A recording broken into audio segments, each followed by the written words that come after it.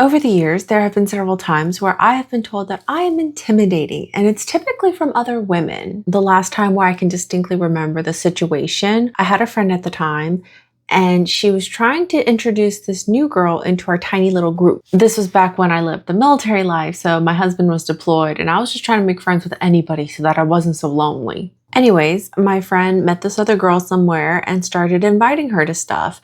And I was actually so excited because at that time, I was really trying to meet people, make some friends. And so instantly I was like, oh my God, there's three of us girls.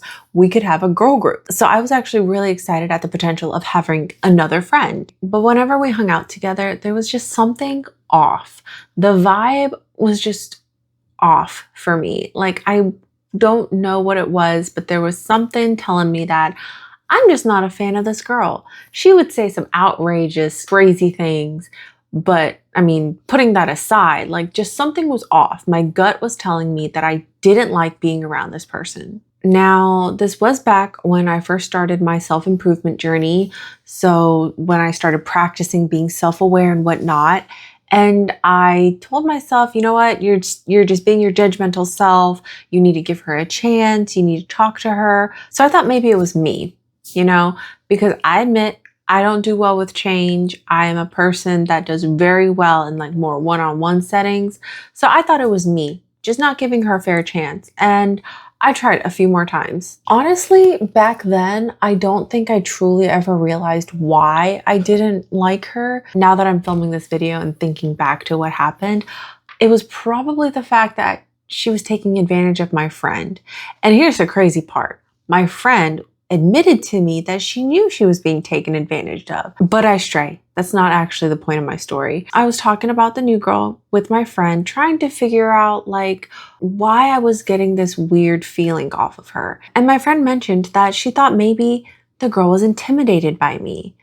And I asked her, I was like, well, do you think I'm intimidating? Like, did I do something to be intimidating?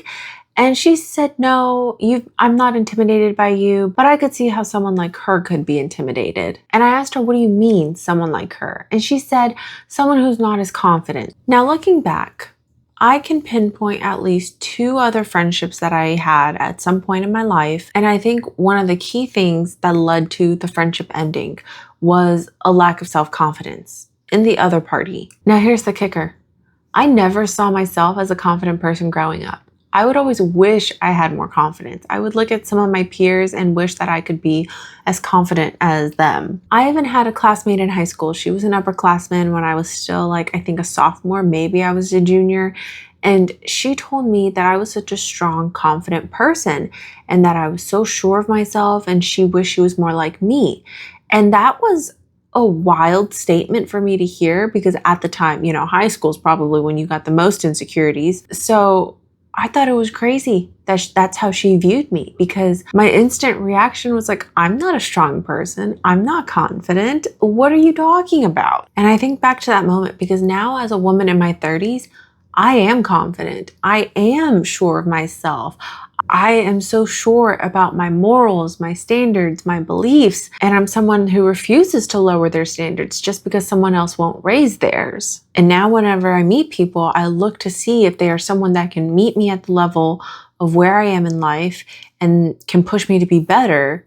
And of course, vice versa. And the thing is, I don't even know when this happened. I don't know where this confidence came from. I don't know where this feeling of just self-assurance, I don't even know what to call it. I don't know where this came from. I was scrolling through threads the other day and saw a post, something about some girl was nervous to turn 30. She turned 30 this year and she wanted some advice or some insight from women in their 30s and beyond that it wasn't so scary.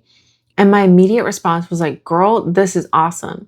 Being in your 30s, it feels like the new 20s, except you're more confident, except you are more sure of everything. You have standards. And I don't know when or how it happened, but it just did. It's freaking awesome. There is always going to be influence around you, whether it is your environment, whether it is the people you are exposed to. There's always going to be a level of influence. The difference is whether or not you have a firm grasp on who you are, what your beliefs are, what your thoughts are. When you're not so sure of what you believe in, what you think, what your opinions are, all that influence around you can sway you so easily. And I'm not saying you shouldn't be open-minded and you shouldn't understand other people's point of view, but there's a difference between I'm hearing your side of something and understanding where you're coming from, understanding your perspective, and just hearing everybody else's thoughts and feelings and allowing it to change my thoughts and feelings without thinking it through. Assuming the girl that gave me the bad vibe wasn't confident, felt intimidated by me, I can see her trying to put on a show. What can I do to make her like me? What can I do to make this group like me, for this group to accept me? What can I do to make everyone happy? And that is something that I cannot stand. I want to know who people are for who they are.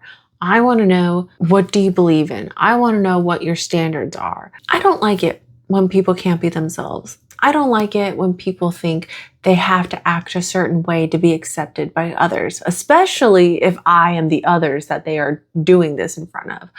I want to know who you are. And I do think that girl was putting on a show, because whenever she was with me, I would get a different kind of person than how I would witness her acting within the group. Or if she would hang out with my friend one-on-one, my friend would tell me things that didn't quite line up with what I witnessed. I was just not cool with that. Now, to be fair, maybe I was actually intimidating. Maybe I sensed that she wasn't quite being herself. And to me, not being your true self kind of feels like you're being dishonest with me. So maybe that is why I had my guard up. Maybe that is what gave her the feeling of intimidation, because I wasn't falling for her acts of trying to put on a show to make everyone like her. So maybe I was actually intimidating, but I would argue it is more of a lack of confidence in herself and who she was as a person back then that really sabotaged her. Even when I think about the people that I've met in my life more recently, while I do believe they have more self-awareness and more assurance in themselves of who they are, I do still think there is a slight lack of confidence, only due to the lack of life experience. Because I do feel like confidence is like a skill. And with all skills, it gets easier to execute with every repetition. And I feel like confidence is something that you do have to practice. I mean that in the sense where you're confronted by someone who's challenging your beliefs, who's challenging who you are as a person, who challenges your standards or questions your morals. That is an opportunity where you have to prove, no, this is who I am. No, this is what I believe. This is me. And every single time you're able to stand your ground and once again, say it loud and proud with your chest puffed out that this is me. This is what I believe. This is what I think. This is what I feel. I do think that helps build your confidence, because you're standing up against an outside force who is challenging you, questioning you, and you have to prove to yourself and to them that no, this is me. And every single time you practice that, I think it just reaffirms who you are and it builds that self-confidence. Because I really have no idea when I started feeling like this, when I started feeling this sense of like, this is who I am. I know who I am.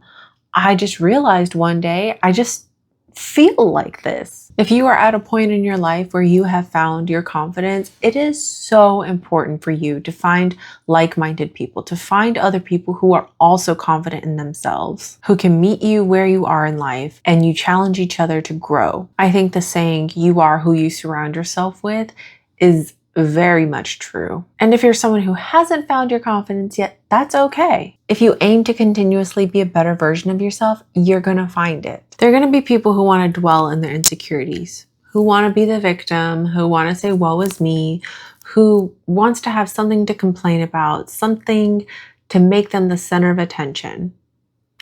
And that's okay, because that's where they're gonna stay in life. But because that's where they have chosen to stay in life, that means when they see people who are confident, or who are on their way to finding their confidence, they're going to try and bring you down. They're going to try their hardest to make you doubt yourself, to make you question yourself. You just have to look at it as another challenge, as an opportunity for you to prove to yourself that you are who you are and you are sure of it. You just have to remind yourself that strong, confident people don't allow others to sway their thoughts and beliefs.